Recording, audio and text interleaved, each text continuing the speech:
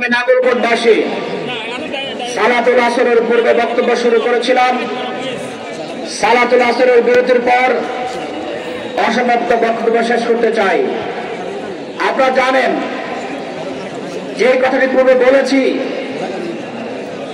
বর্তমান তত্ত্বাবধায়ক সরকার এক নতুন দেশ বিনির্মাণে রাষ্ট্রের সংস্কারের লক্ষ্যে ঐক্যমত কমিশন গঠন করেছিল। সেই ঐক্যমত কমিশনে 100 দিনের মতো বসে সকাল সন্ধ্যা আলোচনা হয়ে 166টি বিষয়ের মধ্যে 86টি বিষয়ে সকল রাজনৈতিক দল ঐক্যমত পোষণ করল।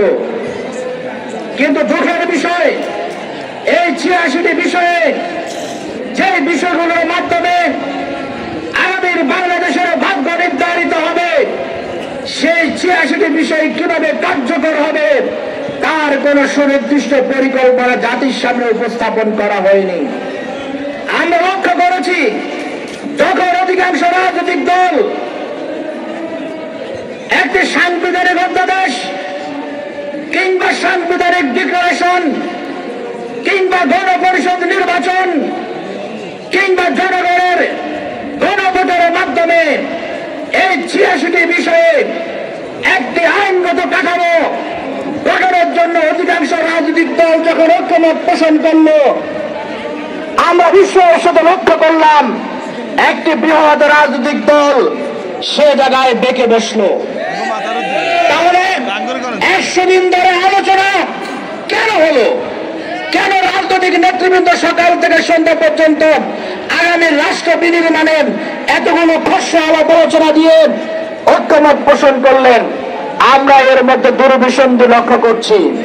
এই দুর্বিসন্ধি হচ্ছে, যারা সেই 53 বছরের মতো ফ্যাসিবাদতন্ত্র কায়েম করতে চায়, জবরদখল করেন, টাকা দিয়ে ভোট কিনেন, বেলতবাস চিন্তাই করেন, জনগণের রায়কে উপেক্ষা করেন, যারা জনগণ পন্থায় ক্ষমতায় যেতে চায় তারাই জুলাই সনদের আইনগত বিধি দেখতে চায় না, ঠিক কিনা? কিন্তু আমরা স্পষ্ট করে বলতে চাই, 2000 মানুষের রক্তের বিনিময়ে, ছাত্র জনতার ত্যাগের বিনিময়ে, 50,000 আহতের বিনিময়ে যে নতুন বাংলাদেশের সৃষ্টি হয়েছে, জুলাই সনদের আইনগত ভিত্তি ছাড়া বাংলাদেশ সামনে এগোতে পারে না, ঠিক কিনা? এদেশের জনগণ প্রয়োজন হলে আবারও রক্ত দিয়ে ফ্যাসিবাদ বিদায়ে জুলাই সনদকে আইনগত ভিত্তি দিয়ে তারপরে নির্বাচনে যাবে ইনশাআল্লাহ। আমরা যখন একটি নতুন রাষ্ট্র কাঠামোর কথা বলছি, যখন বলছি পিআর পদ্ধতিতে নির্বাচন চাই, এদেশের জনগণকে বুঝতে হবে। কেউ বলে পিআর কি মাথায় দেয় না খায়, এটা নাকি এদেশের জনগণ বোঝে না।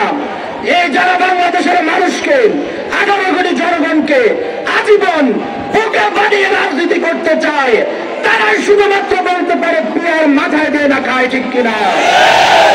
উন্নত বিশ্বের 91টি রাষ্ট্রে পিআর ব্যবস্থা রয়েছে। আজকে একটা মিথ্যা প্রোপাগান্ডা চালানো হয়, তারা বলে ভোট দিবে 14 গ্রামে, এমপি হবে 20 গ্রামে। পিআর এর মধ্যে এমন কোন সিস্টেম নেই প্রিয় ভাইরা আমার। পিআর এর 6টা পদ্ধতি রয়েছে, তার মধ্যে জেলা ভিত্তিক পদ্ধতিও রয়েছে। আপনাকে উদাহরণ দিয়ে বলতে পারি, কুমিল্লা জেলায় 11টি আসন, কুমিল্লার মানুষ যে দলের পক্ষে সবচেয়ে বেশি ভোট দিবে সেই দল সবচেয়ে বেশি আসন পাবে।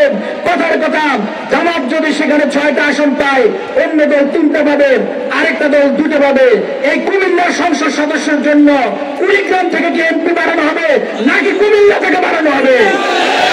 সুতরাং আপনাকে বুঝতে হবে, তারা এখনো পিআর পদ্ধতি নিয়ে আলোচনায় বসতে চায় না, কারণ আলোচনায় বসলে তাদের গোমর ফাঁস হয়ে যাবে, ঠিক কিনা? আপনারা মনে রাখতে হবে, আমরা পিআর পদ্ধতির কথা কেন বলছি?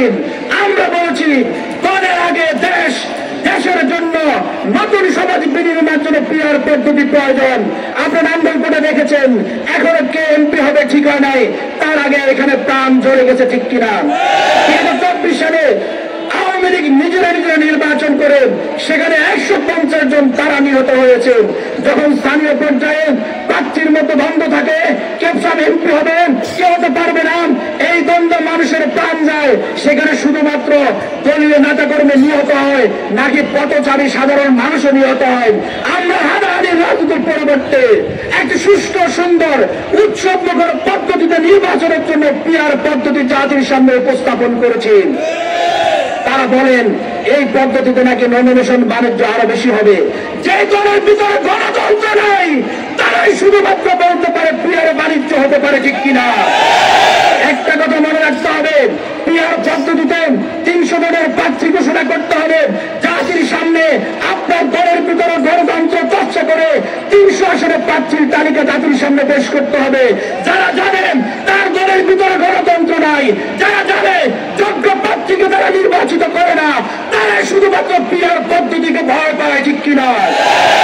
পিআর পদ্ধতি যদি এদেশে কায়েম হতে পারে, রাষ্ট্র ব্যবস্থায় নতুন ধারার সূচনা হবেন, ফ্যাসিবাদতন্ত্র কায়েম হবে না, লুটপাটের রাজনীতি, ব্যালটবাক্স চিন্তায়ের রাজনীতি, কেন্দ্র দখলের রাজনীতি, টাকা দিয়ে ভোট কেনার রাজনীতি চিরতরে বিলীন হবে বাংলাদেশ থেকে, ঠিক কিনা? ভাইরা আমার, আমরা আরো একটি কথা বলেছি, লেভেল প্লেইং ফিল্ড নিশ্চিত করতে হবে, ঠিক কিনা? প্রত্যেকটি রাজনৈতিক দল প্রতি দলের প্রার্থী যাতে নির্বিঘ্নে ভোট ক্যাম্প করতে পারে, জনগণের কাছে ভোট চাইতে পারে, সেজন্য তার ব্যবস্থা করতে হবে। তারা বলেন এখন নাকি লেভেল প্লেইং ফিল্ড আছে।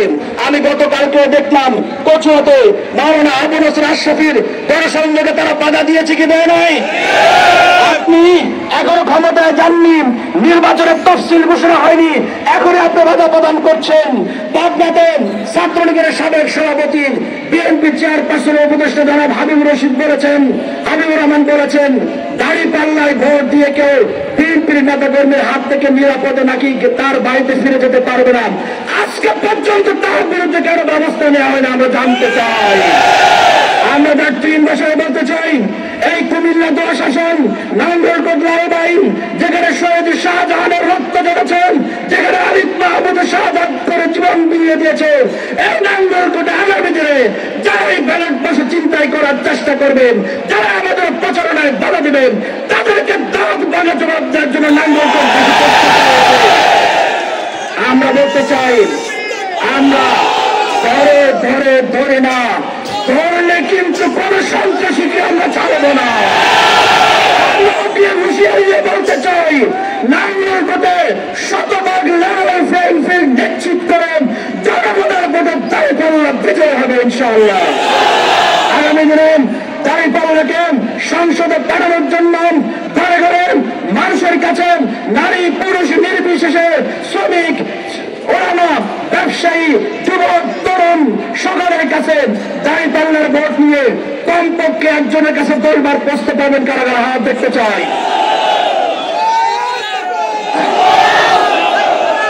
সম্মানিত ভাইরা, আগামী দিনে জামায়াত ইসলামী ঘোষিত যে কোনো কর্মসূচিতে নাঙ্গলকোট লালমাইয়ের জনগণ অংশগ্রহণ করবেন এই আহ্বান জানিয়েন। আজকে নাঙ্গলকোটের আপনাদের জনগণকে দাঁড়িপাল্লার পক্ষ থেকে, জামায়াত ইসলামের পক্ষ থেকে প্রার্থী হিসেবে আমার ব্যক্তিগত তরফ থেকে অগ্রিম শুভেচ্ছা এবং মোবারকবাদ জানিয়েন আমার কথা শেষ করছি। বাংলাদেশ জিন্দাবাদ, বাংলাদেশ জামায়াত ইসলামী জিন্দাবাদ। আসসালামু আলাইকুম ওয়া রাহমাতুল্লাহ।